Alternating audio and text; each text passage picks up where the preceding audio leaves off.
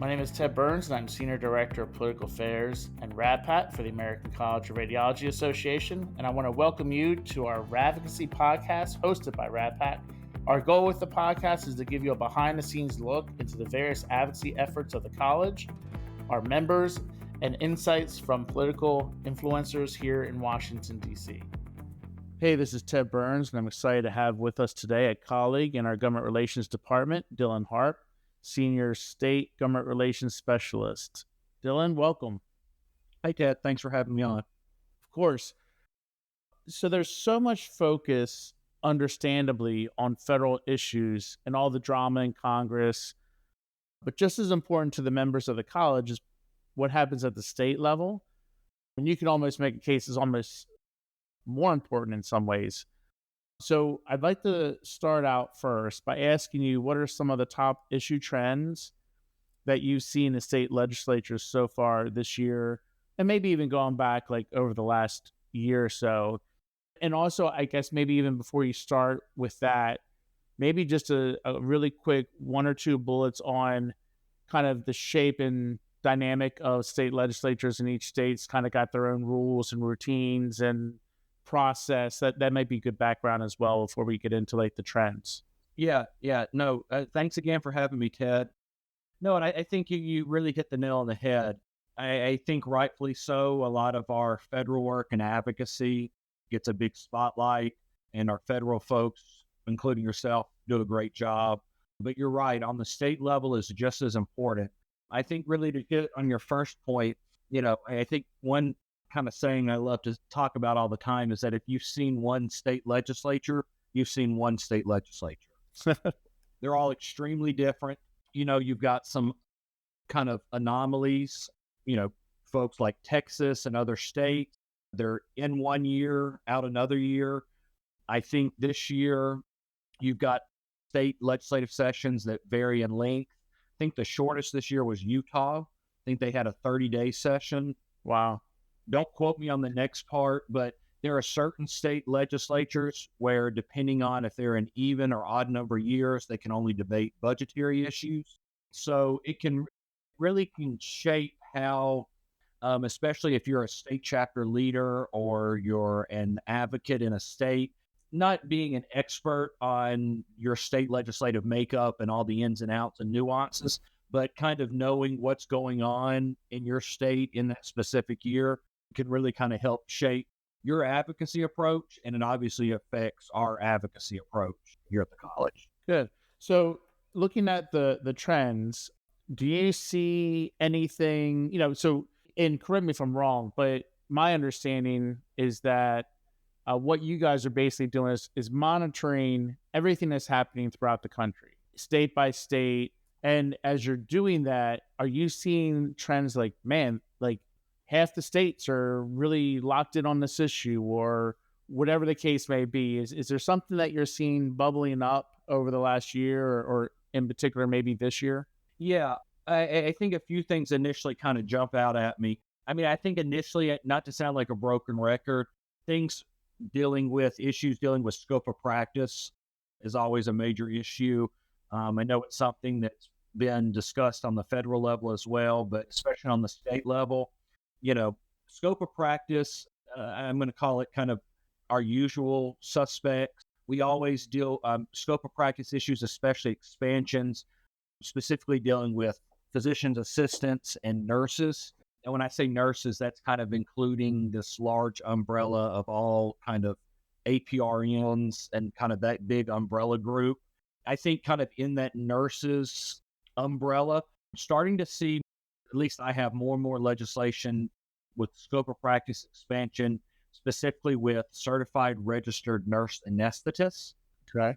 You had seen it pop up in a couple states where there was legislation that would allow CRNAs to either supervise or perform fluoroscopy, which I don't have to tell the folks listening on this call how big of an issue, but the health and safety issue that would be to have someone unlicensed and not really know the ins and outs of what they're doing, how dangerous that could be.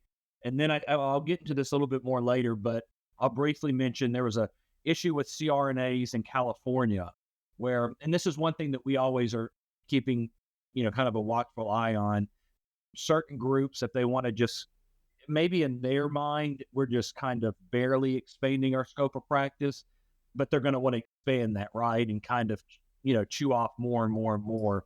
Right. And so in California, we saw a piece of legislation, thankfully, that was due to really a lot of the great advocacy efforts of the California Radiological Society. There was a bill that would allow CRNAs to order, perform, interpret, supervise fluoroscopy, basically do anything under the sun dealing with fluoroscopy. And thankfully, due to, again, some great advocacy work, that harmful language was stripped out and extracted from the bill by the bill author. So I think scope of practice, again, always a big issue. I think maybe some newer trends on the scope of practice front that I've seen are some scope of practice encroachments and expansion of chiropractors, Okay. naturopaths, and really has been on my radar a lot are physical therapy. Oh, interesting. Okay. Yeah, introducing legislation.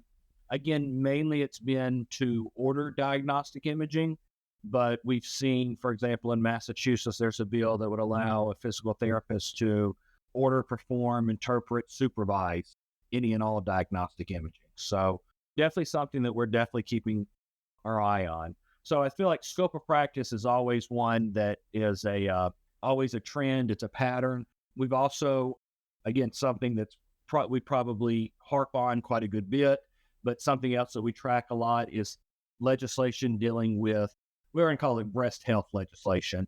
And that could be, anything from no copays for breast screening mammographies, enhancing coverage. For example, if a woman got a notification with dense breasts, being able to go up and do a follow-up exam with no cost sharing, different things like that.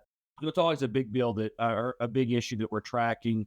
There's always hundreds of bills that are introduced on the state level dealing with this issue. And ACR and our state radiological chapters and societies that we work with do a great job on advocating for those issues, and especially doing some great work with other patient organizations dealing with cancer screening, especially we're talking about breast screening. Do a lot of great work on introducing and in a lot of cases getting legislation passed that's going to protect those individuals that would greatly benefit from routine and early screening and monitoring and things like that.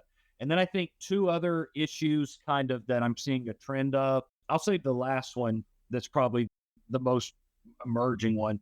We do a lot of work still with prior authorization. Okay. And no need to talk about this to our members and our folks who are listening. They're acutely aware of this, but radiology is so uniquely positioned in the healthcare landscape where they're really touching every bit of a patient's care. So anything to do with prior authorization, you hear about gold carding. Texas a couple of years ago was really one that passed legislation that really kind of kickstarted that, but seeing a lot to do with prior authorization and gold carding. And that's kind of a nice segue. I'd say the last kind of issue I want to touch on is dealing with AI. And AI is huge. And we're seeing it on the state level. We're seeing just about every state legislature, I think, this year introduce some form of legislation, either creating a working group so they could study more about how AI intersects in the healthcare landscape. And I'll pause for a minute and say there's tons of bills dealing with AI in the healthcare landscape, but states are tackling how AI can be used in really every facet of our daily lives. So not just in healthcare, but specifically for this talk, dealing with AI in healthcare, we're seeing tons of things around consumer protection. So when AI is being used, anything to deal with disclosure and consent forms, how algorithms within the AI is being used, try to do things to prevent discrimination in AI. Again, as I talked about prior authorization as being a good segue, there were a handful of bills that have already been enacted this year dealing with how AI is used in prior authorization determination. So, for example, if AI is being used to make an adverse determination for a prior authorization request, certain states have different laws that they've passed that would mandate that it needs to be disclosed that AI is going to be used in the prior authorization decision making.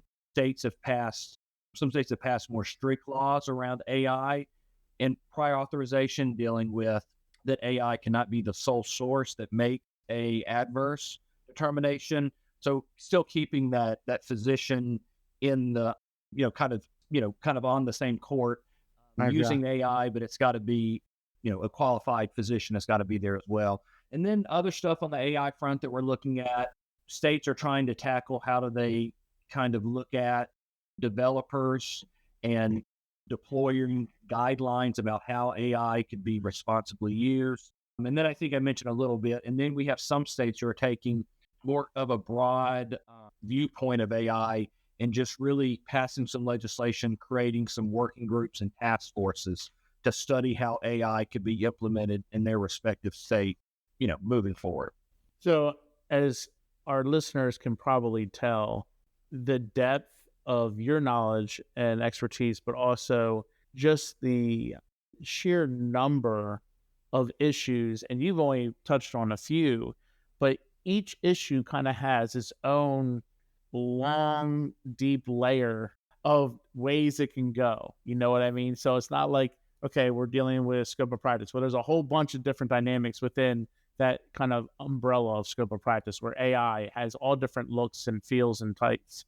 So what's interesting to me is that, and this has long, I think, been something that we've all known and discussed, but, you see that sometimes there's these parallel tracks on issues between federals doing their thing and then the states kind of like getting antsy with federal maybe not moving fast enough or whatever the case may be. And so the state starts going and doing their own thing on an issue. But then you also see where there's trends, right? So you see these trends that you're talking about where, maybe a state has some success on a particular issue, then another state, quickly takes up that same issue. Now all of a sudden it becomes high profile and federal government feels like they need to get involved in that type of an issue. And so that kind of segues into kind of for you, from your perspective, you focus primarily on state advocacy, but you obviously understand advocacy as a whole. You understand federal advocacy as well. But like, what are kind of some of the biggest differences you see between federal and state? And then before you even get into that, maybe also talk about kind of how it works. We talked a little bit about how states have different types of legislative terms. Some are, Texas is every other year, some are short term, some are a full year term, whatever the case may be. But also talk about, I'm more interested in like some states have their own lobbyists. Some states share lobbyists with the medical society for that state, kind of how that works too. Cause that's a real dynamic in all this. And, are you able to catch something before it's too late? You have to have kind of a little bit of an infrastructure and a plan. You can't just kind of willy-nilly this. So if you can kind of touch on the differences you see between federal and state, but then also like how some of these chapters, maybe the more successful ones, are kind of set up with their process for tracking this, like you track it. Yeah. I think I'll start, and you really hit the nail on the head.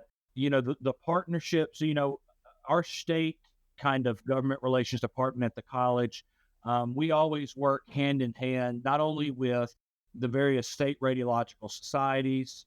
We do a lot of collaboration work with other state level physician specialty groups, state medical society as well, but especially with the state radiological chapters, we do as much work and we help out as much as that state chapter would like for us to do. I think one thing that we look at, all of our state radiological chapters that we work with are all built and structured a little differently. I would say probably about half of the state chapters that we work with have their own lobbyists. And if that chapter is able to have that luxury and that expertise, it's great. And to be honest, it makes myself and Eugenia on our state team, our lives a lot easier because we're able to kind of touch base as much as we need to with the lobbyists, kind of exchange notes saying, hey, this is what we're seeing, this is what we're not seeing. But again, it's helpful to have that lobbyist because they're on the ground in the state.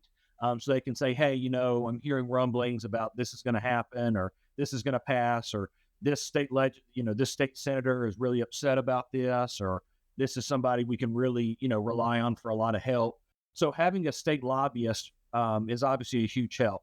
We have some state chapters, like you mentioned, who don't have their own lobbyists, but they have partnered with either their state medical society, or we've even seen state chapters that have kind of banded together with 4 or 5 other specialty physician groups and went in kind of, 4 or 5 ways to hire a lobbyist. Because more times than not, a lot of the issues, especially with a specialty physician group on the state level, we're going to have a lot of similarities in fields that we're, interested in and things like that. So I think that's one way.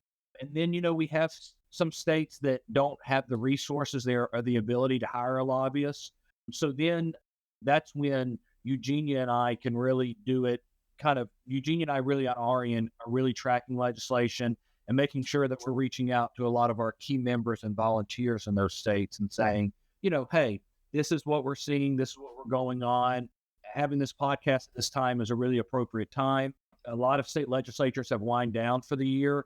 And so now that we're in kind of our pre-planning phase for 2026. So, touching base with lobbyists in different states or some of our really dedicated physician leaders in various states and saying, hey, these are some trends that we saw. This is some things that worked this year. This is what didn't work. These are some issues we think that are going to be brought around, when your state legislature convenes in the new year.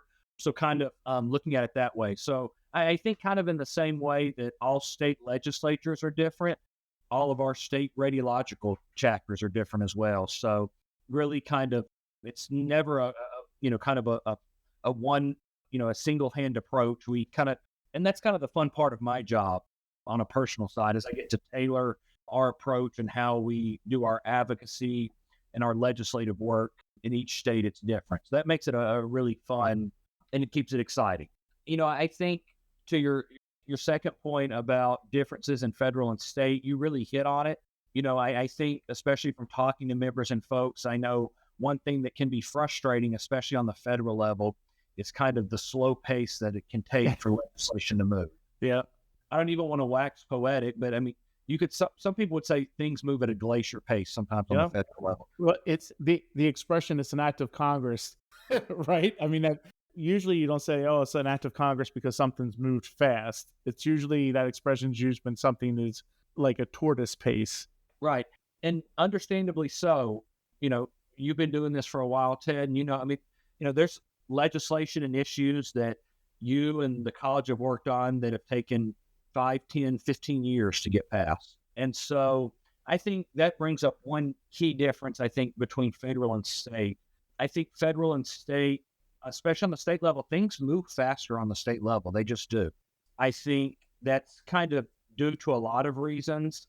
The federal level, you've got, your House and Senate, but on the state side, you've got thousands and thousands of state legislatures across the country, all with kind of different thoughts and viewpoints and opinions on kind of the best way to tackle various healthcare issues. So things will move extremely fast. And when I say extremely fast, I mean, even some state legislatures that are in session for 30 days are getting hundreds and hundreds of bills passed, which if you were to kind of juxtaposition that to the federal side of things, that would be almost unheard of for, hundreds and hundreds of federal level bills to be passed in 30 days, right? So not even one. Right. Exactly. Not even one. So I think that's one key difference. I think another difference is, I would say on the federal side, and I know that Ted, you and your team, y'all do a great job on kind of the advocacy, and we'll call it maybe the relationship building with various members of Congress. And there are opportunities for members, obviously, on the federal side when their federal members go back to their home district, maybe district offices, a chance to meet with that member or their staff.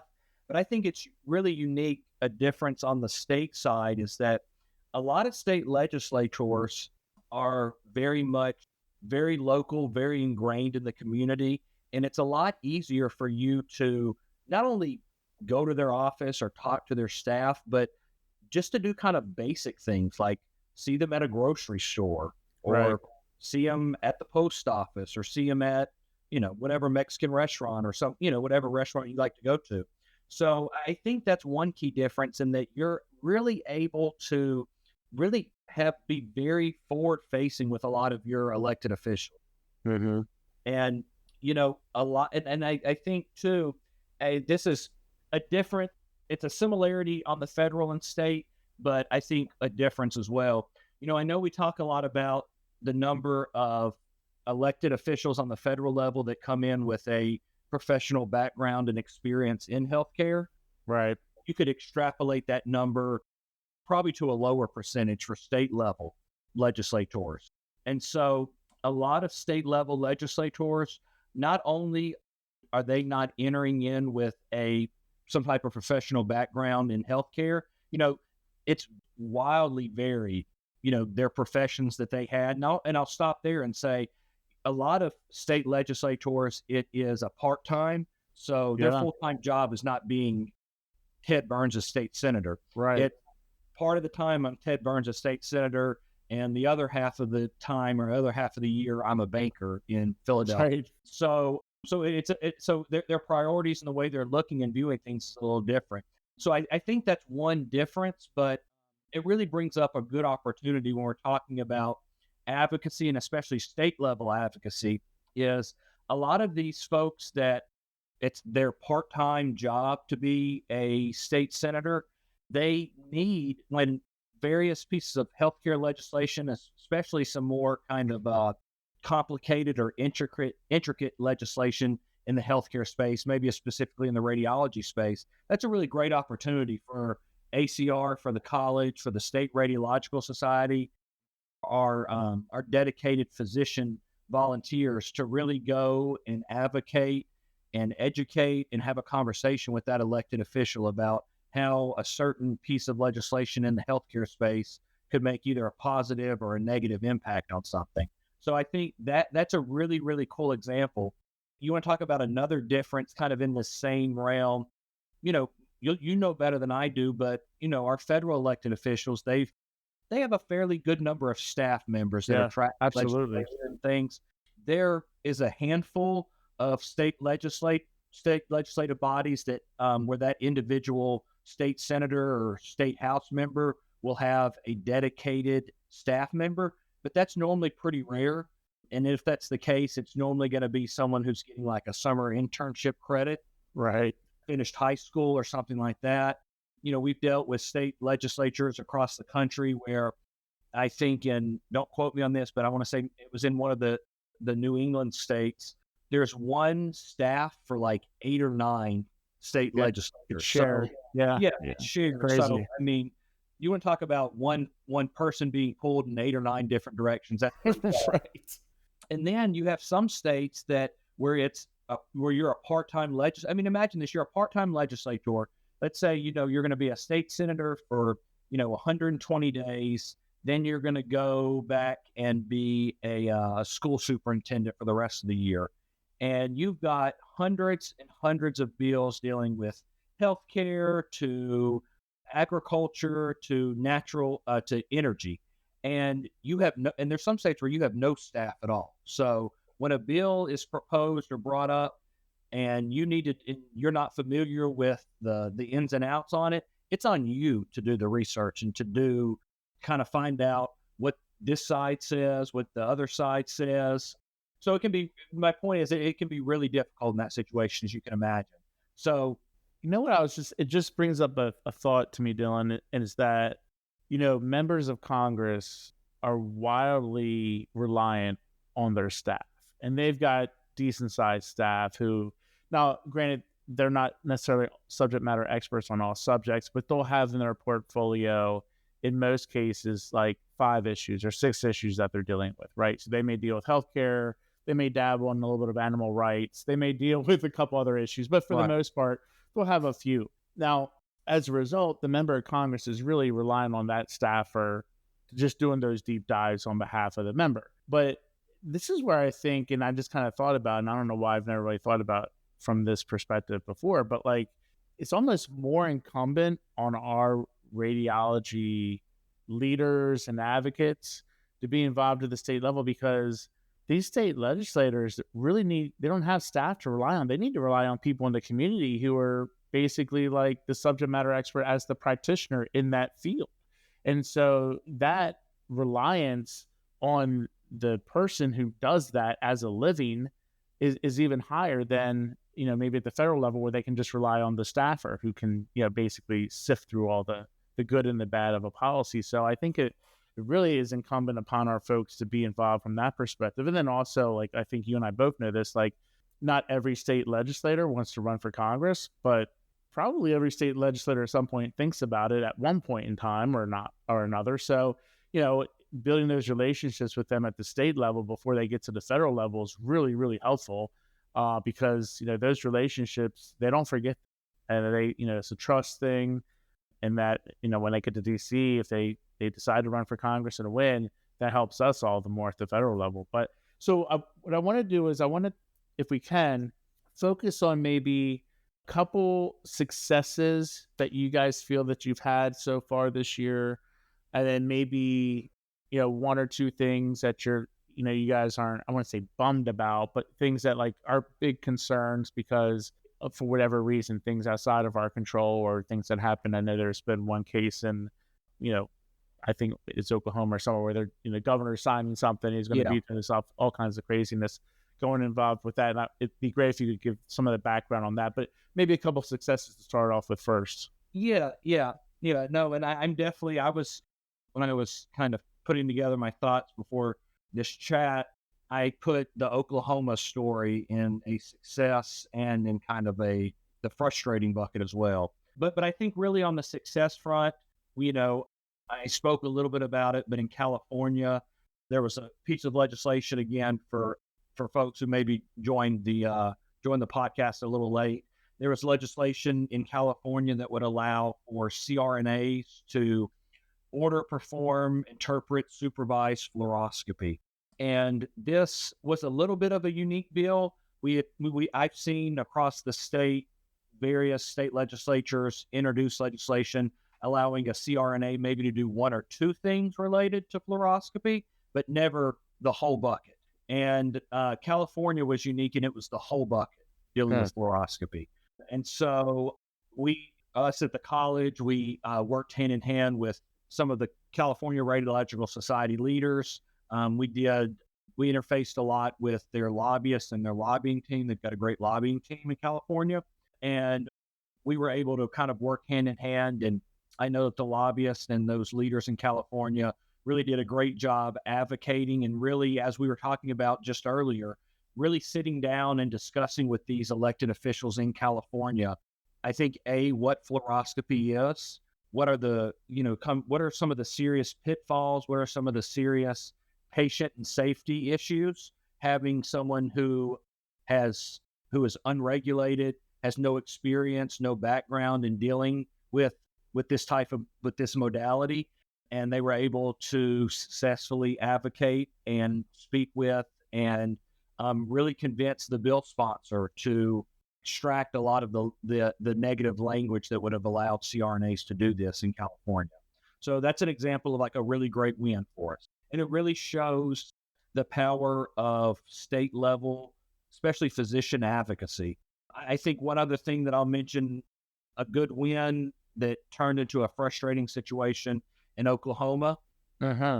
So there were two pieces of legislation, one dealing with physician assistants, one dealing with nurse practitioners in Oklahoma, that would give both PAs and MPs full prescriptive authority in the state. And it was a piece of legislation that a lot of folks knew we knew it was going to come before the Oklahoma State Legislature began this year. And it was both of the pieces of legislation were introduced. They both passed the House and the Senate on both a fairly bipartisan basis. It was then sent to the governor. I guess I'll backtrack and say there was similar legislation that it went through the same process the year before in Oklahoma, and the governor ended up vetoing it. And we met with the same battle and the same issue again. Both pieces of legislation passed both houses on a bipartisan basis and set on the governor's desk. And so the college and the Oklahoma State Radiological Society and other physician specialty groups within the state of Oklahoma did a really, really amazing job of successfully talking to, advocating the governor in Oklahoma, a lot of his professional healthcare staffers, on why this legislation would be so detrimental if the governor were to sign it into law. A lot of call to actions were put out. A lot of letters were written. A lot of phone calls were made. We were initially very excited when we got news from the governor's office that he was indeed going to veto those two pieces of legislation dealing with PAs and MPs and giving them full prescriptive authority. And so again, right? I mean, that's something that should be celebrated. That was a huge win, especially for our state chapter leaders in Oklahoma. And then a little bit of a frustrating thing. So I guess maybe this could fall under the worry or concern pile. In Oklahoma, the governor vetoed the legislation, I believe, a day or a day and a half before the state legislature was set to end for the year. And the state legislative leaders in both the Oklahoma House and Senate convened an override session. And not only did they end up overriding the governor's veto on these two very important scope of practice bills, but I believe, and this is kind of unheard of, especially as long as I've been working on state level advocacy and legislation, the state legislature ended up overriding around 80 of the governor's veto. Holy smokes. Which I've never seen or heard of anything quite that drastic happening. And unfortunately, we were caught in the crosshair with this scope of practice legislation. So, I think while that is extremely disappointing, obviously, it really highlights in something that I've kind of tucked away, something that I knew, but when something recently happened, when we're talking about state level advocacy, it really starts with this pre-planning that we're going to start doing for 2026. It's advocating and talking to your elected officials. And if they have a staff, talking to their staffer about a specific piece of legislation or a specific topic, but then kind of staying on that elected official or their staff and seeing it throughout the entire process. Because this is a great example, right? I mean, this legislation in Oklahoma passed the House and Senate. It wasn't due to a lack of us and the Oklahoma State Radiological Society and other groups not advocating against it, because we did. And then it went to the governor. We followed that through to the governor, and we had a great success. He vetoed it. And then, unfortunately, the state legislature ended up overriding 80 of his vetoes. So it just really hammer homes the point that whether we have legislation that we are opposing and it is either voted not to pass out of committee, whether it goes to the whether it goes to the governor, and we're opposed and he vetoes it, always staying kind of on the advocacy button, being ready to go. And then on the flip side of that, if there's a piece of legislation that we're very supportive of, and that legislation ends up passing and getting signed into law by the governor, then as it's going through that kind of implementation process, staying on, kind of having your advocacy hat on, ready to go as it's being implemented, by the respective agency or whoever is going to be tasked with carrying out that piece of legislation. So, yeah, that's just such a crazy dynamic.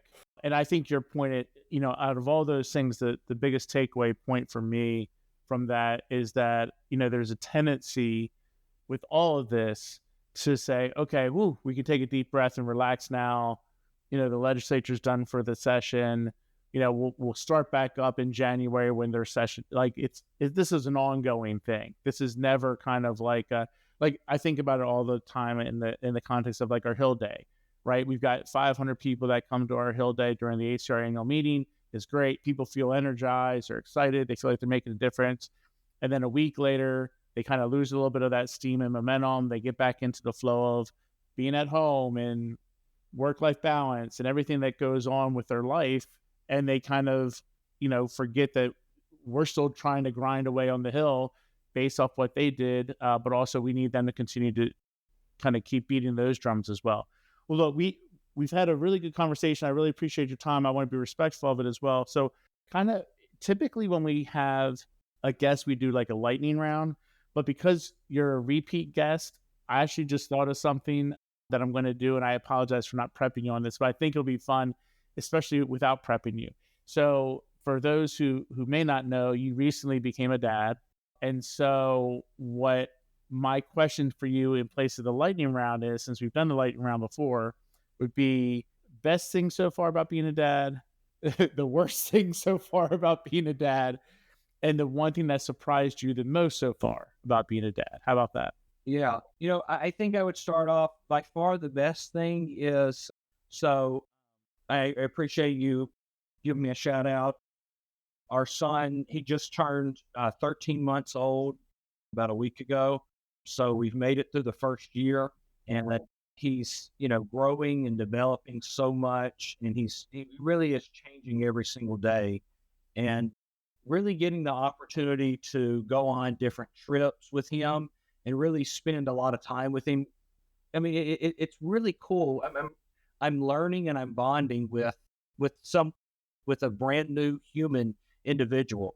So getting to know him, and him in the flip side, getting to know him and my wife, Yeah. him getting to know me and my wife. It's a really, really cool experience seeing him learn to, he's just now in his walking phase. So watching him kind of, be mobile and be on the move all the time is super fun to see. Yep. I think one thing that might be a little bit of a challenge, and maybe something that I didn't really expect before our son was born, you have a lot of people talking to you and they said, well, take advantage of your sleep now while you got it. Right. Yeah, for And, sure. I heard it, but until you're actually in it, I guess it's kind of hard to really understand exactly what they're saying or where they're coming from. But learning how to adapt to functioning on not a ton of sleep is definitely a real thing. So to all the new parents and current parents that are already out there, I feel that struggle. So I definitely feel that. But it's been a great experience. I'll say this: it is by far the hardest thing that I've ever done in my life, but Yeah. by far the most rewarding thing I've ever done in my life too. And let me tell you, brother, it gets even more challenging and more rewarding at the same time. So like it's funny, like you get each milestone, right? The challenges become different but harder, but also more rewarding when you get to that next milestone. So it's a cool process. Enjoy every bit of it. The other thing I'm sure people have told you who are much older than you and who have kids who are much older than Finn, your son, is it goes fast, and that you've probably experienced that already. And let me just tell you, pretty soon, he'll be 5, and then pretty soon he'll be 10, and pretty soon you're like, man, he's driving. This is crazy. Like I'm telling you, it's like a snap of a finger. So enjoy all the hard stuff, because get these time windows you don't get back, right? So it's a cool thing.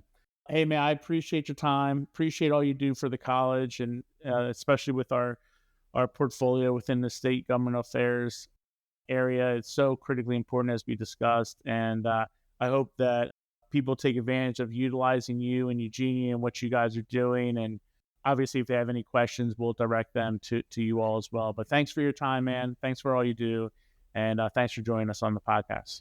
Thanks for having me, Ted. I appreciate it. All right, have a good one, Dillon.